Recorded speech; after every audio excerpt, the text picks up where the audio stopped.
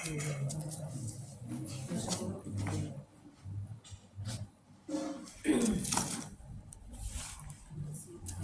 Bu ya. Bismillahirrahmanirrahim. Assalamualaikum warahmatullahi wabarakatuh.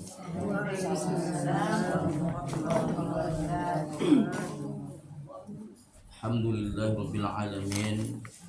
Wa bihi nasta'in ala umurid dunya waddin. Asyhadu an la ilaha illallah wahdahu la syarikalah wa asyhadu anna sayyidana Muhammadan abduhu wa rasuluh alladzi la nabiyya ba'dahu.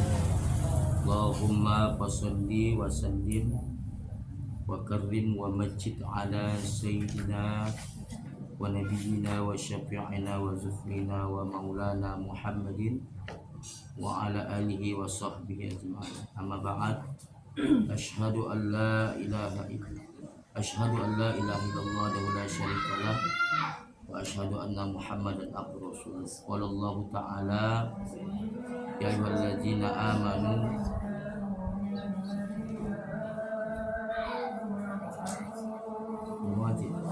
Bismillahirrahmanirrahim. Yarfa'illahu alladzina amanu minkum walladzina utul ilma darajat. Wa qala Rasulullah sallallahu alaihi wasallam, man kharaja fi talabil ilmi fa huwa fi sabilillah. Shadaqallahul azim wa sadaqa rasuluhun nabiyyil karim. Wa nahnu ala dzalika minasyahidin wasyakirin walhamdulillah. Ibu-ibu yang dirahmati Allah Subhanahu wa taala, kita bersyukur kepada Allah dengan ucapan alhamdulillahirabbil alamin. Kemudian banyak kita sholawat dan salam kepada Rasulullah sallallahu alaihi wasallam. Mudah-mudahan dengan memperbanyak sholawat dan salam kepada beliau, berkenanlah beliau memberikan kita syafaatul uzma yauma la yanfa' malun wala banun illa man atallaha biqalbin salim. Amin ya rabbal alamin. Ibu-ibu yang dirahmati Allah Subhanahu wa taala, pembahasan kita pada sore hari ini adalah dalam kitab Nasahilul Ibad yang bermakna nasihat-nasihat untuk hamba. Kita inilah dikarang langsung oleh ulama Nusantara berasal dari Banten yang dikenal dengan Imam Asy-Syaikh Al-Imam An-Nawawi Al-Bantani, Banten. Lebih kurang beliau menulis 127 kitab. Ya, maka jangan tanya lagi, kapasitas beliau termasuk adalah ulama yang besar, yang banyak beliau menulis kitab. Ada di situ hadis Rasulullah Shallallahu Alaihi Wasallam, dan ini berkaitan dengan kehidupan kita di atas dunia ini, dan hendaknya sifat-sifat ini atau tanda-tanda ini kita jauhi. Apa kata beliau? Apa kata Rasulullah SAW? Alamatus saqawah, tanda-tanda orang itu celaka arba'atun, ada 4. Tanda-tanda orang yang celaka, manusia yang celaka kita ni, kata Rasulullah SAW, menurut buku Imam An-Nawawi Al-Bantani. Jadi kalau ada nanti Ustaz menyampaikan 5, mungkin diambilnya pendapat imam lain, tapi sumbernya sama, ya. Jadi kalau menurut Imam An-Nawawi Al-Bantani ada 4, dia mengambil dari hadis Rasul. Yang pertama kata beliau, nisyanuz zunubil madiyah, melupakan dosa-dosa masa lalu. Wahiyya ta'ala mahfuzatun, sedangkan dosa itu tercatat ya di sisi Allah Subhanahu wa taala sampai hari kiamat. Jadi tanda-tanda orang yang celaka itu, kata Rasulullah, adalah melupakan dosa-dosanya yang telah lalu. Maka hendak hati-hati gitu. Karena di dalam Al-Quran Allah mengatakan, di dalam hadis Rasulullah mengatakan, innal mu'mina yara dzunubahu ka'annahu qa'idun. Ini anaknya menjadi karakter kita. Apa kata Rasulullah, hadis yang diriwayatkan Imam Bukhari, sesungguhnya orang-orang mukmin itu, Bu, melihat dosanya seperti gunung. Mengapa demikian? ketika kita berada di bawah gunung, seolah-olah gunung itu atau bukit itu anak menimpa kita. Begitulah hendaknya karakter orang mukmin, orang muslim ketika memandang sebuah dosa atau kesalahan. Dipandanglah dosa itu seperti gunung, seperti bukit yang suatu saat apabila dia bertumpuk kilan-kilan jabalan, sedikit demi sedikit dosa-dosa kecil kita kerjakan lama-lama banyak. Itu seperti gunung dan suatu saat pasti menimpa kita. Itulah hendaknya menjadi mindset seorang mukmin. Artinya ketika dosa itu kita lupakan, maka seolah-olah kita menjadi manusia yang tanpa dosa. Ini yang rusaknya. Ini yang rusaknya. Bahkan bagaimana pula orang kafir itu memandang dosa? Orang kafir, orang-orang non-muslim itu, mereka memandang dosa itu seperti lalat. Lalat apabila lengket di hidung, maka lalat itu di tepisnya dan lalat itu pun terbang. Begitulah mereka menganggap dosa. Artinya apa? Bisa saja dilupakan dosa itu, bahkan dosa itu dianggap adalah bukan ada resiko, konsekuensi yang akan kita dapatkan atau tidak berbalas sesuatu yang buruk dari Allah Subhanahu wa taala. Maka ibu-ibu yang mati Allah Subhanahu wa taala, kita hindarilah dalam kehidupan kita. Apalah hikmah kita mengingat dosa-dosa kita, supaya kita tidak terjatuh ke lubang yang sama. Pisang tidak berbuah dua kali. Artinya apa? Jangan sampai kita terjerembab melakukan kesalahan-kesalahan, apalagi sampai perbuatan dosa. Dan dosa apapun pasti kita ingat. Dengan ingatnya kita kepada dosa dan kesalahan kita di masa lalu, maka timbul kesadaran kita untuk senantiasa bertaubat. Pada saya sampaikan kan, siapalah orang yang sangat dicintai Allah? Allah orang yang bertaubat. Innallaha yuhibbut tawwabin. Itu di dalam doa sesudah berwudu ada itu kan aja. Sesudah asyhadu an la ilaha illallah wahdahu la syarikalah wa asyhadu anna muhammadan rasulullah. Allahumma ij'alni minat tawwabin waj'alni minal mutatahhirin. Bertobat. Allah, innallaha yuhibbut tawwabin. Sesungguhnya Allah mencintai hamba-hambanya yang mau bertaubat. Ya, asalkan yang jangan kita lakukan dosa-dosa bosan yang itu tidak akan terampunkan oleh Allah Subhanahu wa taala. Ya, maka dosa apa itu? Ingat. Jangan kita pernah lupakan. Kalau sampai kita melupakan dosa, samalah nanti karakter kita, mindset kita, pandangan hidup kita seperti orang kafir. Karena orang kafir menganggap dosa itu seperti lalat, ketika lengket hidungnya di tepisnya lalat itu pun pergi, seolah-olah dosanya pun hilang. Kalau begitulah tanggapan kita, prinsip kita, mindset hidup kita, putuslah kita. Samalah kita, kata Rasulullah, seperti orang kafir. Bahkan banyak orang muslim seperti ini. Tak tahu dia sudah sejauh mana dia melakukan kesalahan dan dosa di atas dunia ini. Sedikit pun tidak ada keinginannya untuk bertaubat kepada Allah Subhanahu wa taala. Maka karakter kita selaku seorang mukmin adalah jadikanlah dosa-dosa kesalahan itu seperti gunung, seolah-olah nanti menimpa kita. Jadi kalau menimpa kita, pasti kita tertimpa mati. Paling tidak patah 12. Apabila begitulah karakter kita, mindset kita dalam dalam memahami dosa, memandang dosa, maka timbul keinginan kita untuk mengakui kesalahan. Karena dalam hadis pun apa kata Rasulullah? Kullu bani Adam khata'. Setiap anak Adam itu pasti punya kesalahan. Siapalah kita ni tak punya dosa, tak kesalahan. Karena jelas saya katakan yang tak pernah berdosa itu adalah Rasulullah sallallahu alaihi wasallam. Kenapa? Karena Allah yang menjamin dalam surah Al-Fat, liyaghfir lakallahu ma taqaddama min dambik. Itu sering dibaca itu kalau ndak nasyid kombinasi band. Ini Muhammad dibaca ini. Laqad ja'akum rasulun min anfusikum azizun 'alaihi ma 'anittum. Kan itu dia kan? Ya Muhammad, kata Allah dalam surah Al-Fat ayat 1, Al-Fatah atau Al-Fat, karena Al-Fat itu mobil pula ya kan? Dosamu yang lalu, yang sedang, yang akan datang sudah kuampuni kita, tak Nabi Muhammad bu. kita, dosa kita tetap tercatat walaupun kecil. Wa may ya'mal misqala dzarratin khairan yarah wa may ya'mal misqala dzarratin syarran yarah. Amal perbuatan yang baik walaupun sebesar biji sawi pasti tidak luput dari catatan Allah, karena Allah punya dua malaikat yang namanya Raqib dan Atid.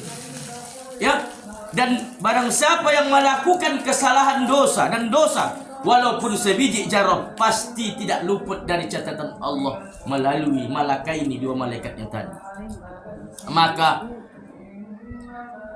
coba dulu Topuk Dado tanya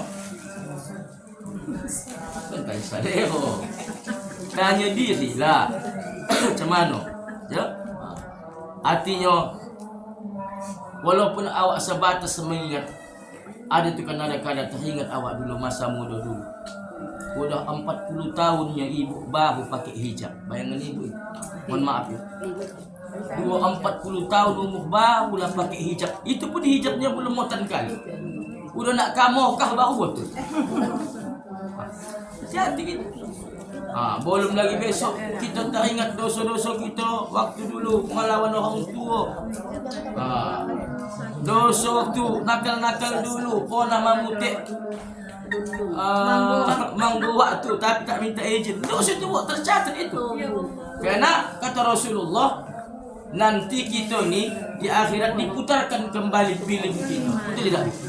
Kita ni ibarat kalau ada pesta di video. Ibu lah tergantung kekuatan dana. Ibu-ibu nang pesta ni berapa rol? 3 rol.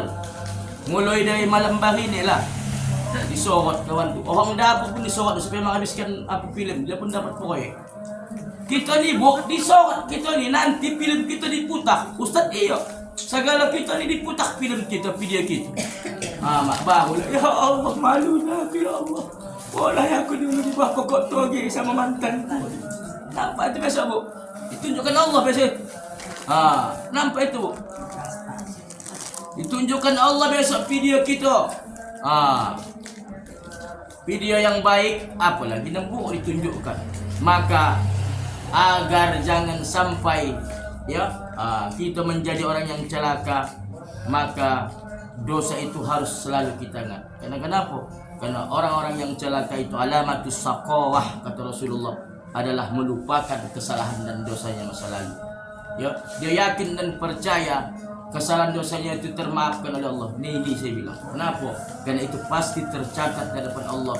Tidak akan Allah hapus kalau kita tidak mengiringinya dengan taubat, dengan istighfar kepada Allah. Nah, istighfar apa? Astagfirullahaladzim.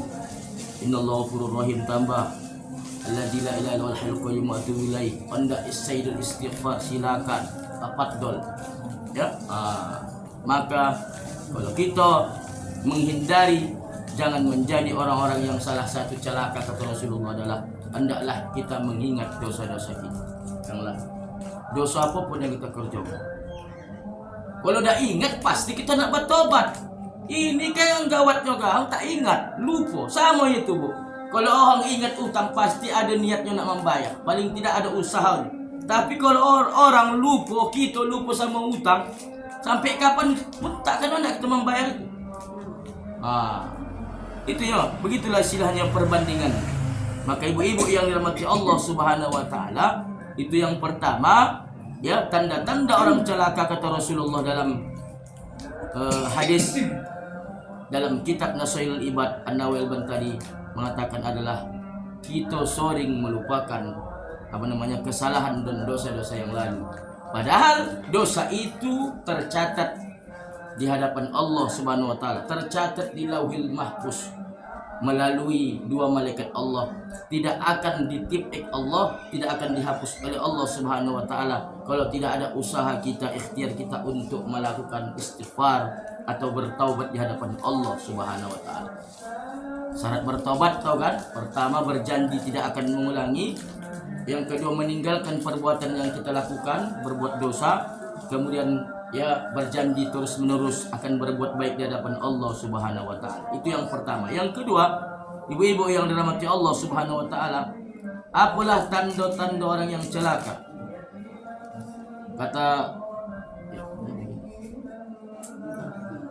Kata Rasulullah SAW dalam kitab Nasahilul Ibad adalah selalu mengingat kebaikan yang ia kerjakan. Tadi Bu, dosa dilupakannya, tapi kebaikan dan ibadah yang pernah ia torehkan dalam hidupnya dia ingat. Ibadah apa itu? Baik ibadah itu berhubungan dengan Allah maupun berhubungan dengan manusia. Ya. Kenapa? Di dalam hadis tersebut kata Rasulullah, ya, wa nazaru ila ya, wala yadril uqbilat ruddat. Mengapa? Mengingat kebaikan masa lalu, sedangkan kita tidak tahu apakah amalan ibadah kita itu diterima Allah. Karena satu pun kita manusia yang Allah tak tahu mana amalan kita yang diterima, mana tidak. Solat saya contohnya Bu, pertama ada namanya khusyuk, bukan ya, lalai sebelum solat. Apa itu Ustaz? Lihat wuduknya macam mana, itu baru lagi teknisnya. Solatnya macam mana, betul tidak pakaiannya, masuk waktu dan sebagainya, baru lalai sedang solat. Apakah pakaian yang dipakai solat itu hasil curian, hasil korupsi, boleh kajian, tidak bersih. Sesudah solat juga mulut mengkatai juga, itu baru kaji solat, ya kan Bu? Kemudian belum lagi kaji ikhlasnya, itu baru kaji fikihnya. Apakah solat yang kita laksanakan itu ikhlas karena Allah? Apakah nak sanjungannya? Puasa begitu juga. Apakah kita puasa itu hanya sekadar menggugurkan kewajiban kepada Allah atau karena paksaan? Maka timbullah karang, aku sudah solat kok, aku sudah puasa kok, aku sudah bayar zakat, aku sudah berkurban, aku sudah banyak berinfak, aku sudah naik haji. Ya aku setelah aku sudah umroh, aku banyak ikut pengajian. Ini hati-hati mau juga nih sekarang Bu. Kebaikan-kebaikan yang kita ingat itu akan membuat kita menjadi manusia yang sombong di hadapan Allah Subhanahu wa taala. Hati-hati gitu. Ya kan? Aku sudah haji kok, aku sudah berinfak, aku sudah berkurban. Kadang ada ya Bu, ketika ada dia berinfak, ada pembangunan musola misalnya, memang betul ya sekarang, ya dia tak minta tulis nama. Siapa nama ibu tak usah tulis aja hamba Allah. Ya Bu, apa itu Bu? Tak apa-apa, aku ikhlas lillahi ta'ala. Begitu datang pula waktu peresmian masjid ini diumumkan pula, ini dari hamba Allah 2 juta. Kawan, siapa nak tahu Oci itu yang 2 juta itu? Nak tahu kau. Sama dengan juga tak ikhlas, ya kan? Memang betul tak minta dituliskan di papan, tapi begitu ditanya orang, aku lihat yang 2 juta itu kan, sama dengan juga. Maka Bu, kebaikan-kebaikan itu usah diingat. Kita sudah pernah naik haji berkali-kali, sudah umrah, haji wirid Yasin. Makanya kajian kita akan datang. Apa kata Imam Al-Mawardi? Ada pandangan kita yang buruk tentang satu ibadah. Apalah salah satu contohnya, saya kasih clue ya. Orang sibuk sibuk mengkehojokan sholat, hendak menghadapi sholat tasbih, tapi subuh bertinggalan. Kan nih, sholat tasbih ini kan orang nak mengajar sunnah lupa yang wajib. Begitu lagi. Mungkin sibuk sholat tasbih, mempersiapkan segala sesuatunya. Sholat tasbih misalnya di masjid raya, tapi subuh kesiangan. Padahal yang mana yang wajib? Orang sibuk, ini saya kasih clue aja. Orang sibuk mengkojar sholat tarawih, tapi sholat isya ditinggalkan. Bahkan Bu, mohon maaf, lebih besarnya pahala sunnah ba'diyah isya daripada sholat tarawih 20 rakaat. Betul aja Ibu. Orang sibuk sekarang meninggalkan ba'diyah isya demi mengojar yang 20 rakaat. Tak ba'diyah oci. Dah itu inilah penting 20. Menggeleng malaikat, menggeleng. Lebih besarnya ba'diyah isya yang 2 rakaat pahalanya daripada 20 rakaat tarawih. Hati-hati kita. Maka itu kata Rasulullah, al-amalu bila ilmin, amal kalau tak didasari ilmu mardudatun la tuqbal. Itu kita sampaikan malam Jumat kan. Peningkatan kita di tahun baru Islam ni, tazidul ilmi, tambah ilmu. Dia tahu kita seluk-beluk ibadah yang kita kerojokan. Ya kan? Gara-gara mengojar solat tasbih, Solat subuh baca ceceran. Sekarang banyaklah macam. Nanti ada apa namanya? Ada nanti waktu kesempatan yang lain. Nah, ibu-ibu yang mati Allah Subhanahu wa taala, pengalaman spiritual Imam Junaidi Al-Baghdadi, Imam Al-Ghazali yang mengarang kitab Al-Ihya Ulumuddin. Ini perlu kita pikirkan. Kenapa? Ketika beliau menulis kitabnya yang bernama Al-Ihya Ulumuddin, kitab tasawuf, hinggaplah seekor lalat yang sangat kelaparan dan kehausan. Lantas Al-Imam Al-Ghazali menghentikan tulisan bukunya tersebut, padahal buku itu tidak diajarkan kepada murid-muridnya. Boleh ini banyak juga mengarang kitab, ya, ahli ibadah, ahli sedekah, ulama yang warok, berhenti dia, Bu. Lalat yang kelaparan tuh konyang, terbang tak jadi mati. Kalau dikaji-kaji kocik ini, amalan ini sepele. Bukan dikasih Imam Ghazali itu lalat tuh kata ibu susu, madu, bukan. Tinta hero-nya yang dikasih. Tapi itulah amalan yang menurut pandangan Allah ikhlas. Ikhlas, Bu. Ya, ikhlas. Artinya apa, Ustaz? Paham? Ya, amal ibadah itu atau bentuk sedekah yang kita kasihkan sama orang fakir miskin itu bukan bagado banyak, Bu, tapi bagado momennya topat. Ya kan, Bu? Tahunya ibu di jiran ibu, dia sehari makan sehari tidak, sebatang karo, suami meninggal, anak tak ada. Tapi apalah salahnya ibu antah sepiring nasi ke situ. Memang tak berapa ibu kasih itu, tapi dia membutuhkan. Jadi pakaro amal ibadah dibosak diterima Allah, bukan pakaro banyaknya, tapi pas momennya. Mending kita kan tidak beribadah itu momen. Kalau tak puasa tak tahu bersedekah. Dan banyak nama sedekah waktu. Tak makan waktu pun tidak. Udah tahu ya waktu sendiri. Datang ibu ini mengantarkan wak ni mengatakan pocal. Habis tak makan waktu. Tak cocok momennya. Gila Allah pas puasa tak makan waktu. Apa bagaimana? Kok salah gitu. Al-Imam Junaidi Al-Baghdadi tadi pas dia momennya. Lalat itu memang membutuhkan tinta hero-nya, maka lalat itu pun tak jadi mati, nyawa tertolong. Maka pendek cerita, Bu, tertidurlah Imam Junaidi tadi. Di dalam dihamparkan Allah lah kiamat, dibentangkanlah mizan, dihamparkanlah surga. Jadi adalah sumber suara bertanya, wahai Imam Junaidi Al-Baghdadi, ya, menurut ente, apalah amalan kau yang mengantarkan kau ke surga Allah? Banyak amalanku. Aku penulis kitab, murid-muridku banyak menjadi ulama. Ini ulama besar. Sedekahku banyak. Kan begitu? Lah, kata sumber suara, tak satu pun yang kau sebutkan itulah amalan yang mengantarkan kau. Bayangkan ibu itu, dia ulama besar, menulis kitab, banyak santrinya, muridnya menjadi ulama, rajin sedekah, tapi tak satu pun dari sebutkannya itu. Itulah yang menjadikan timbangannya masuk ke surga. Melainkan dulu kau pernah ingat, tak ingatlah aku, orang tak kau ingatkan. Kau pernah menulis kitab Al-Ihya Ulumuddin, ada seekor lalat, makhlukku yang hina, kata sumber tersebut. Lantas kau berhentikan menulis kitab, kau ikhlaskan tinta heromu untuk diminum makhlukku yang hina tersebut, hingga makhlukku tadi tak jadi mati. Jadi kalau dikaji-kaji amalan itu, Bu, yang penting dia pas momen, bukan beradu banyak, tapi memang di saat-saat genting, Bu. Kan begitu. Maka ada kisah, Bu. Kita lanjutkan apa macam mana? Berhenti sebentar lah. Berhenti lah. Ini Bu, ini lanjut, Bu. Hormati aja, Bu, ya. Buat minum boleh kan, Bu?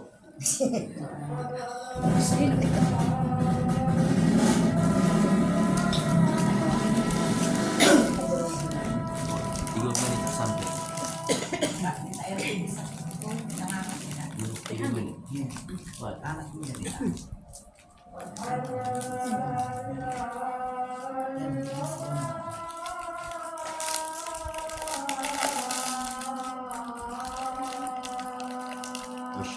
Masya-Allah.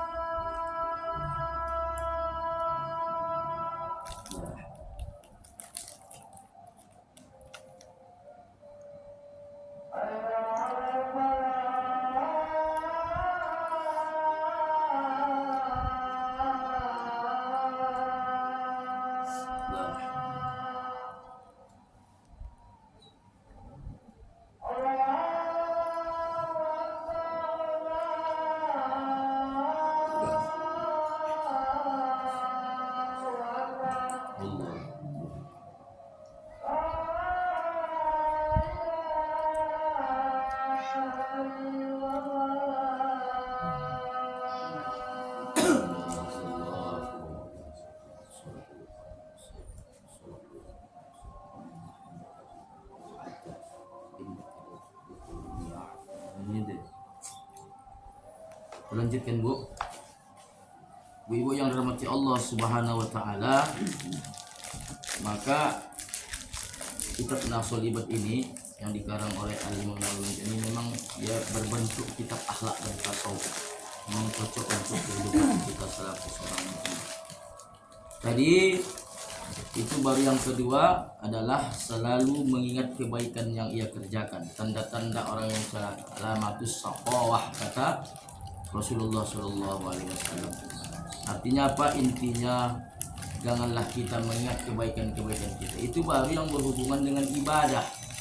Yang dikatakan tadi tidak satu pun tahu kita mana ibadah yang bakal berterima. Jangan-jangan dari mulai kita solat, pandai solat sampai sekarang entah tak berterima solat kita. Jangan-jangan pula pun nakut-nakuti pula. Kan begitu. Maka toh udah tanya. Ya tanyalah apa kita. Kira-kira ilmu kita sejauh mana kita sudah paham tentang seluk-beluk ibadah yang kita kerjakan. Maka wajarlah kata ahli hukamah dalam kitab Al-Ihya Ulumuddin tersebut. Apa katanya? At-tafakkus sa'ah, berpikir sejenak, ya, khairum min apa namanya? Ibadati sitta sanah. Itu lebih baik Bu daripada beribadah 60 tahun. Tapi yang dipikirkan, yang dilamunkan bukan urusan dunia, bukan hutang.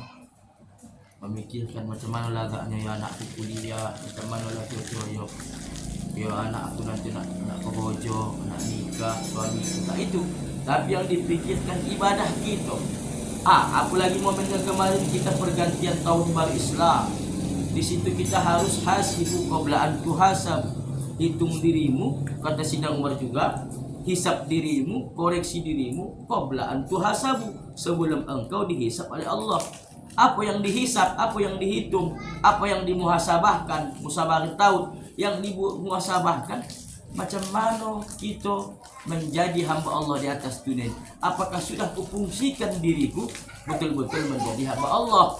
Kaitannya tadilah faman kana yaumu khairum min amsi fa rabbih. Barang siapa yang tahun Hijriah ini lebih baik dari tahun Hijriah yang lain, semalam itu adalah yang beruntung. Aku tak topuk daru, tanyalah diri kita masing-masing, tanya amal kita masing-masing. Nah, ibu-ibu yang mati Allah, itu baru berkaitan dengan ibadah, belum berkaitan dengan hubungan manusia, hablum minan nas. Ya, ada kebaikan-kebaikan yang kita tanamkan, yang kita berikan kepada saudara kita, kepada jiran kita.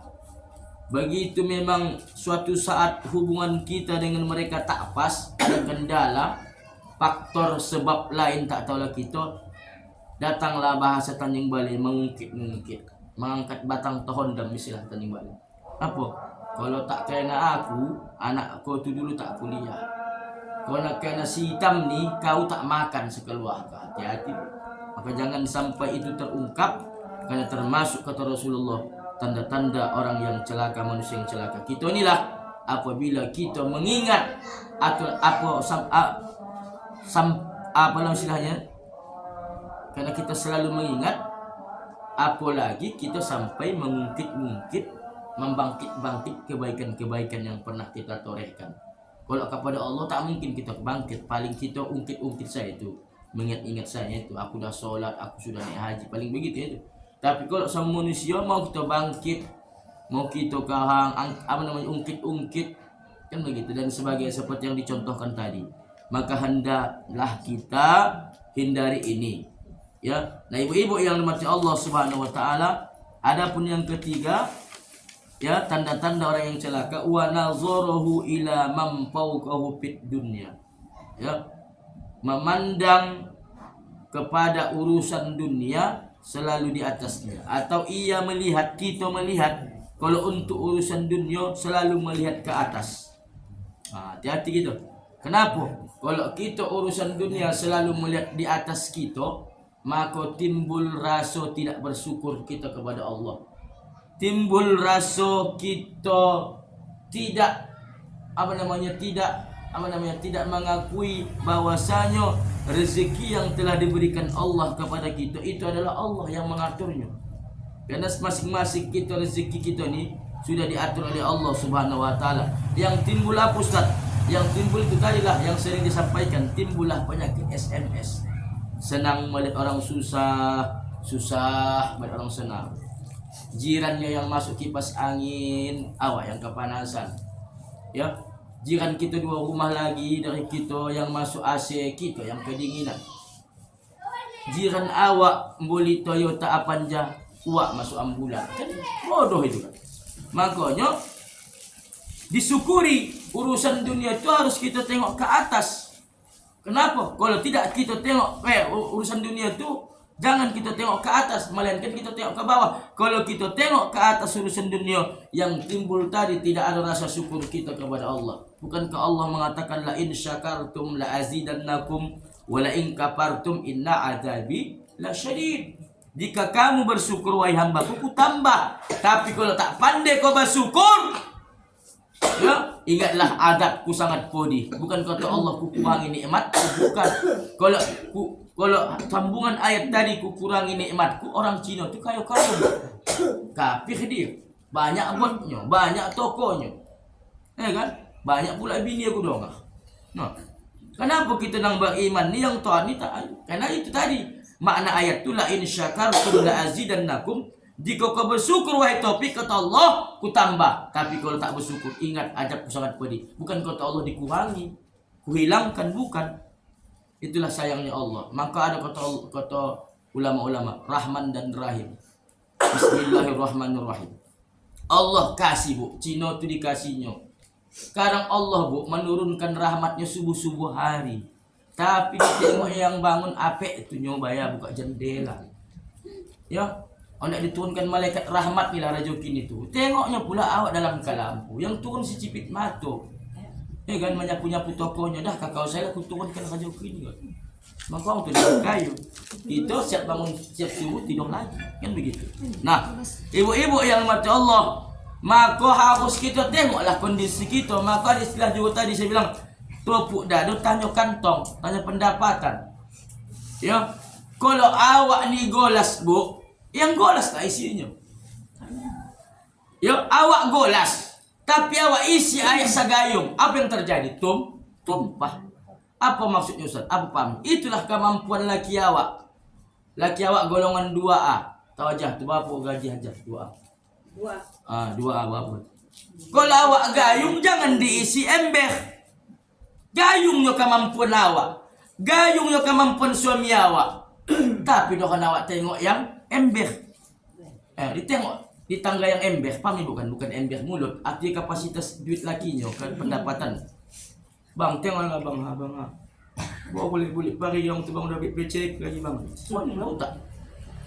Kalau awak ember jangan tengok drum. Batuk pula.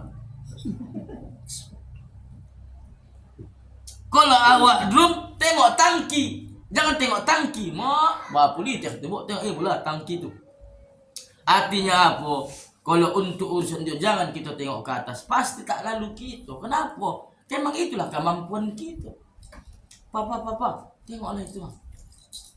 Baru lagi orang tu pindah udah beli mobil. Habislah. Yang terjadi apa itu tadi? Korupsi dan lain sebagainya. Menyolonglah. Kalau tak ada sesuatu sama awak. Maka harus tahu dirilah kita di mana posisi kita sebetulnya.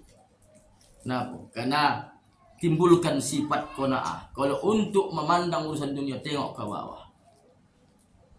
Alhamdulillah, dia punya mobil, aku masih punya kereta ya Allah. Dia punya kereta ya Allah, aku masih punya lereng ya Allah. Alhamdulillah. Dia punya leher, ya Allah, aku masih bisa berjalan. Dia berjalan, aku bisa masih berdiri. Seterus dan seterus. Jadi yang timbul qanaah, yang timbul rasa syukur kepada Allah Subhanahu wa taala. Ya, kalau kita kejar dunia tak mampu kita, memang itulah kemampuan kita. Maka kalau dikaji-kaji kenapalah musim palodes. Ya, kan itu tadi Bu, tak ada sama dia. Iri dia menengok orang HP pakai iPhone. Iri dia menengok rumah orang cantik, bacet, mobil. Turun mobil, naik mobil. Iri dia malodes itu kan. Kenapa lah musim begal? Kan itu tadi. Tak badu rasanya suntuk dia. Tak dikasih belanja. Itulah tadi broken home. Akhirnya dia melakukan sesuatu yang jahat. Sesuatu yang dapat mencelakai orang. Barusan ini kan mama-mama yang dijamret golang dapatnya di laut, viral di malam, masuk TV Tanjung Balai kan ini 2 orang. Iya di laut lari, pokoknya ke laut apung dia, siap dia menjamret. Iya viral itu, ditangkap CCTV. Sudah mama-mama dia sudah pakai itu sap diadangnya, dia duncang ya, tarik golang dari rumah. Begitu juga sedang main HP, hentap, gau dia datang Balai nih Bu. Jadilah kalau nak keluar jam 9 malam, ajak kawan. Gawat udah tanding balen. Ya, di mana-mana udah tak aman sekarang. Di Medan pun begitu juga, siang-siang bolong di Mandala bypass tuh jalan bukan di jalan apa namanya ini yang apa di jalan bawah tanah ini apa namanya? Alah, bukan bypass, apa namanya? Jalan bawah nih yang dekat apa sana titik kuning. Kan ada jalan bawah itu kan. Di situ dah ada begal menunggu. Hati-hatilah. Maka itu tadi apa yang terjadi karena tadi tidak terima kita orang berlebih dari kita, yang timbul sifat apa tadi ingin memiliki secara paksa. Itu tadilah banyak yang terjadi fenomena sekarang ini. Ada musim namanya melodes kan, terkenal orang Pulau kan Bu, tangkap urusan viral. Dia melodes orang Singapura, kabarnya dia sudah punya aset di Medan. Mantap nih. Orang Pulau Simardan. Orang Pulau kabar dekat rumah Ustaz Koko. Ditangkap polisi bosan, viral. Dia yang ionya maknya tahunya nak malas tapi mogah. Macam cerita waji anak waji berjudi. Astagfirullah kata waji. Tapi mau nak alhamdulillah. Jadi itu. Bu anak ibu malodes. Tapi banyak duitnya Bu. Tak apa-apa. Yang penting tadi, yang penting mengalir tuh nama mak ya. Tuh nama mak, yang penting mama aku servis ya tak apa-apa lah ya. Penting-pentingan mah tuh ya. Jadi itu. Jadi kurang bersyukur kita kepada Allah. Maka janganlah dipandang urusan dunia ini. Ya. Tengoklah kemampuan kapasitas kita, takar diri kita. Saya bilang tadi, kalau kita memang golas lah. Ini kemampuan suamiku, ini kemampuanku dah.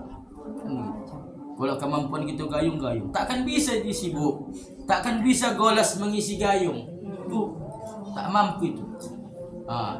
Atau bukan salah ya, tak bisa tangki mengisi drum, pasti tumpah. Sila tumpahnya pusat, takkan menjadi kewajib, bertumpahan dia, tak lalu di dunia. Yang timbul apa tadi itulah. Tarik sana, tarik sini, pinjam sana, pinjam sini. Bak potong tu dulu, kali pinggang utang tu ayah.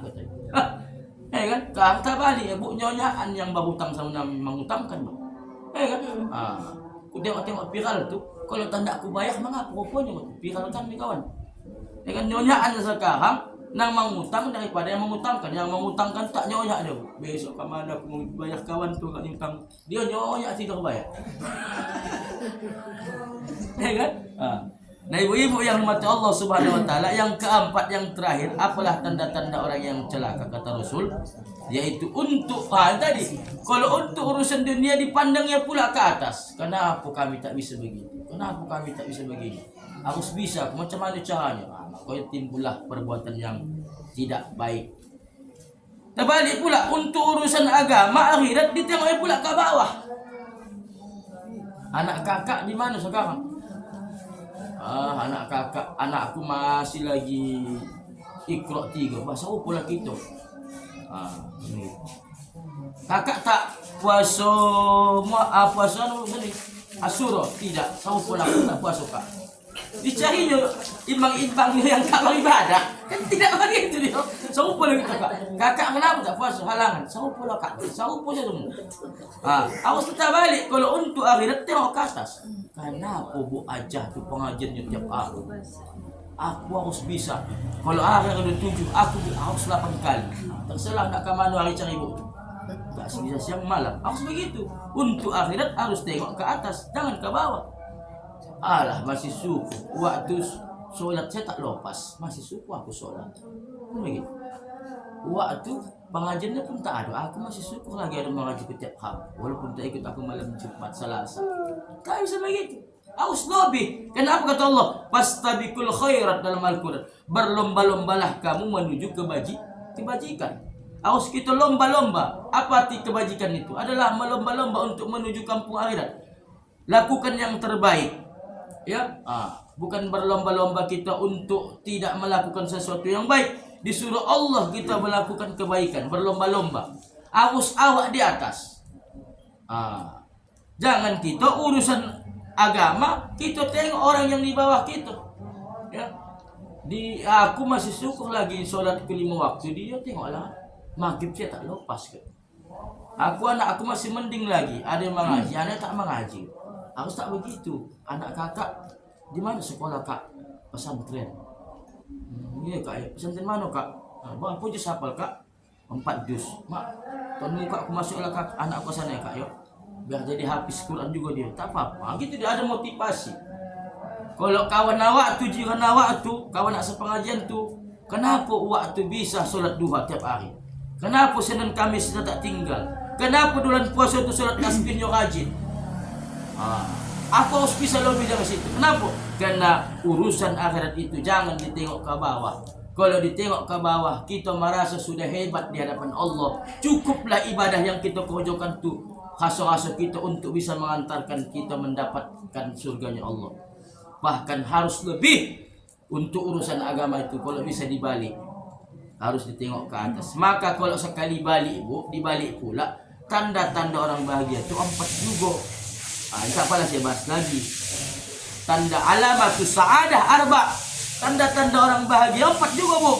Kenapa lah Ustaz lebih menjelaskan tanda-tanda orang celaka? Kalau udah kita hindari nih bu, jadilah kita alamatus sa'adah, menjadi orang-orang yang bahagia.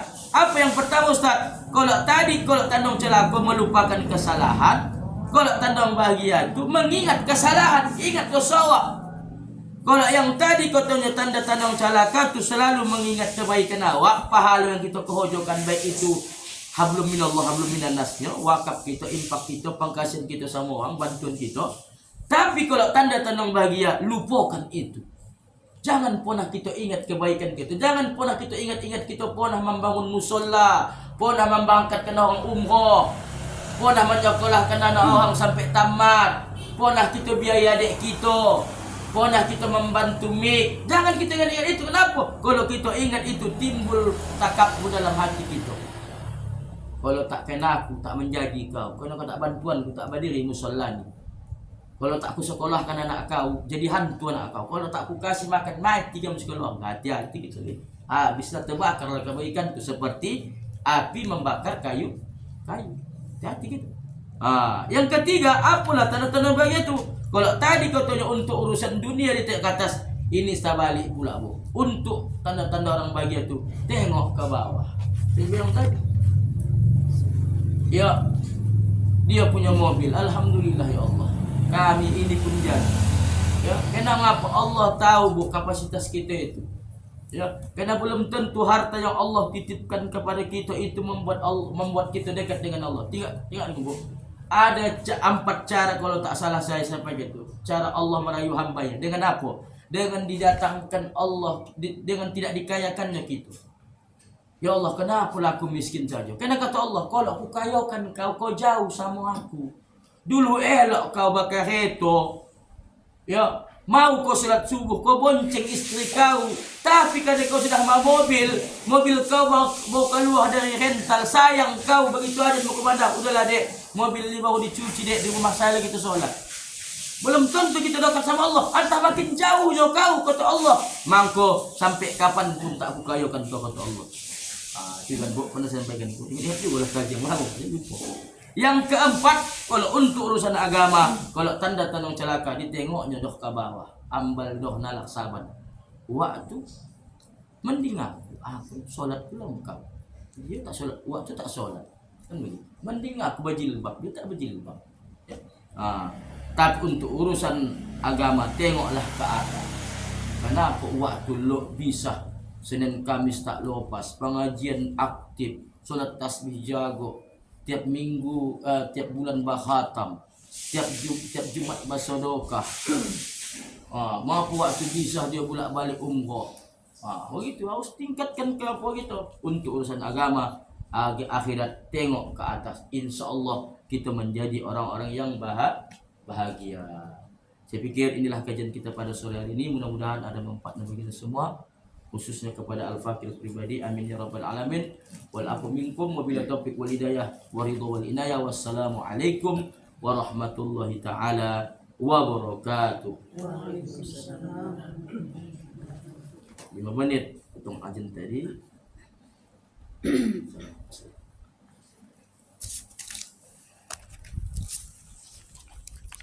Dah kita buat ya, astagfirullah.